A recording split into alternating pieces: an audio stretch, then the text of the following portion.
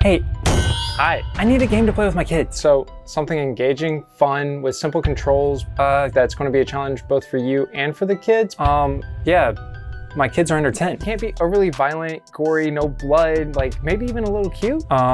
Yeah. And I bet you want something that's not too long, but not too short, so you can keep playing with your kids, but not get overly bored of it, but it's not over too quick.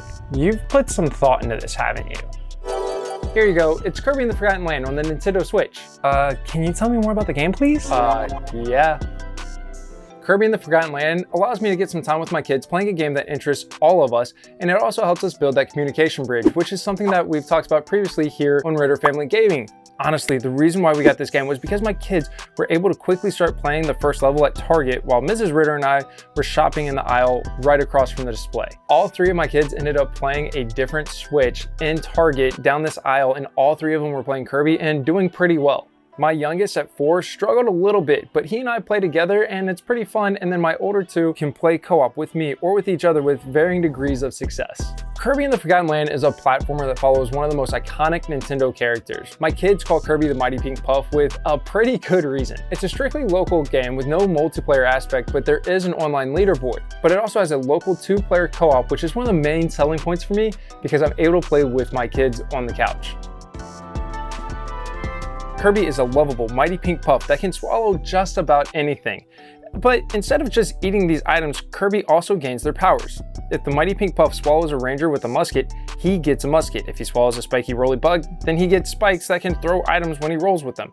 If he swallows a car, he can drive? What can I say? It's magic. But these magic powers allow Kirby to advance through the worlds and levels, defeating mobs and monsters and rescuing his friends. Is it adorable? Yes. Is it silly? Yes. Does it capture my kids' interest and get them excited to do something with me? Yes. Oh, and there's no monetization. Buying the game nets the entire game. The game starts pleasant enough on Planet Popstar for about 10 seconds when the sky opens up and swallows the Waddle Dees and Kirby and half of literally everything that's not tied down.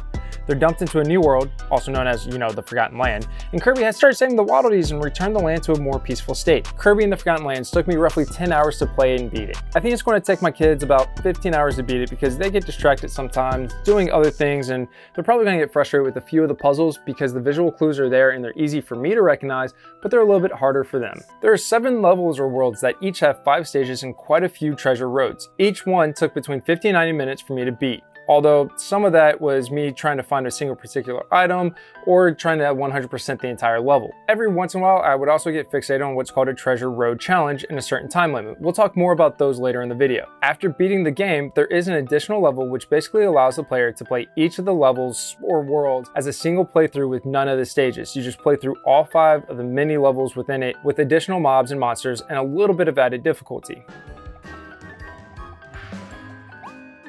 Kirby in the Forgotten Land is a very interesting and fun game. It's not teaching reading, writing, or mathematics directly, but it definitely reinforces reading because of all the dialogue. It's not said out loud, you have to read it. Additionally, basic geometry, everyone's favorite middle school math subject, is a critically intuitive skill for a lot of the puzzles and skill checks. What Kirby in the Forgotten Land does really well is establish pattern recognition. If I see this cue in the environment, the appropriate response will be this action. The game introduces a new skill, action, or ability and then tests the player. If we explore one of the worlds like Wonderia Remains, we see that the stages are all themed with similar movement challenges, but they also have treasure roads on the side which allow the players to practice their skills and minigames for that particular skill. Over the course of the game, the skills will be revisited, but instead of combining skill checks for increased difficulty, they're mostly just put in sequence. Actions have consequences in Kirby, and for the most part, it's all good. Upon completion of the level, there's an instant reward for the player, for Kirby, and for the world.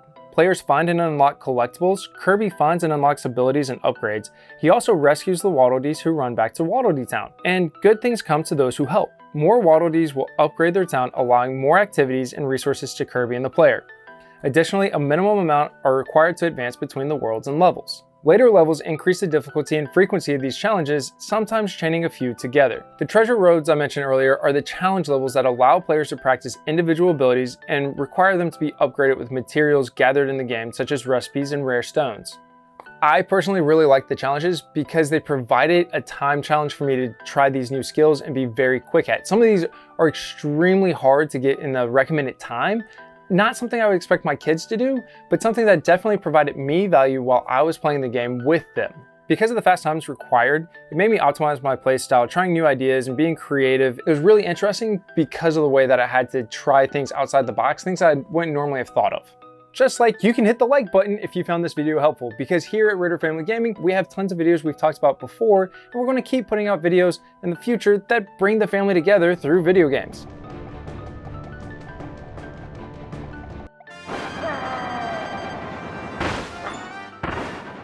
I won't go as far as to say Kirby is a role model. The Mighty Pink Puff protects his friends, but at the cost of a lot of the other mobs. Admittedly, some of them are just mean. They breathe fire, they throw bombs, they shoot muskets at Kirby as he tries to rescue the Waddle Dees. This cartoon violence is what gives the game its ESRB rating of E10+ in the United States and a PEGI rating of 7. I never saw any violence within the game that made me hesitate letting my kids play it, including my youngest who's under 5. All my kids have a pretty solid understanding that no, you can't swallow a car to drive around, and you can't swallow an ice cube or an ice hat in order to skate on the road. It's just not physically possible. But yes, we did all agree that it'd be really cool to have magical hats, right? There's also no direct representation of people within Kirby in the Forgotten Land. It's Kirby, who resides on Planet Popstar, and the Waddle Dees. The villains are a mix-up of animals, and the bosses are oversized anamorphic. They have human characteristics for animals. That's what I'm trying to get at. Words are hard this late at night. Now, some of the bosses might scare younger children, but they're overly cartoonish, and I don't remember any jump scares within the game. My older kids love the game, and with a pretty good reason. It's a well-made game with very few flaws, and none of them glaring enough to not recommend picking it up for some family game time. Do I recommend Kirby in the Forgotten Land?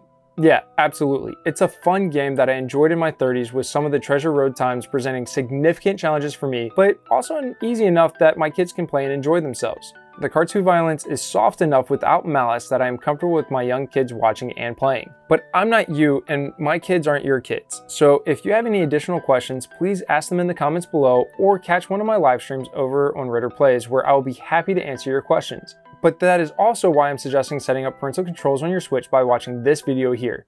It's a little fast, but a lot of it just requires hitting pause and allowing the Nintendo systems to catch up. This is Wes from Ridir Gaming, and I'll see you in that video.